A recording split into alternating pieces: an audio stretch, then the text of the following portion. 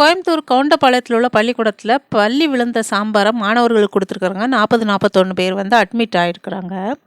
இதை கொஞ்ச நாளைக்கு முன்னாடி இந்த சாம்பாரை சுவைத்த ஒரு மலையாளி குட்டி என்ன சொல்லுச்சுன்னு நீங்கள் எல்லாம் கவனிச்சிங்களா?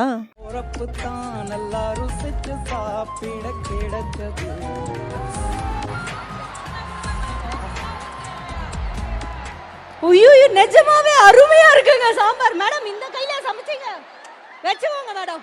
உங்களுக்கு அந்த சாம்பார் மிச்சம் இருந்ததுன்னா ஒரு பார்சல் அனுப்பி வைங்க, தின்னுட்டு என்ன வேணாங்கட்டும். அப்புறமா நம்ம வைஷ்ணவி அக்கா இருக்கிறாள், அவள் வந்து ஒரு ட்விட்டு போட்டிருக்கிறா. நான் வந்து பாதிக்கப்பட்ட மாணவர்களை வந்து மருத்துவமனையில் போய் பார்த்தேன், ஊசி தான் பயமாக இருக்குது, மற்றபடி நாங்கள் ஜாலியாக இருக்கிறோம் அப்படின்ட்டு.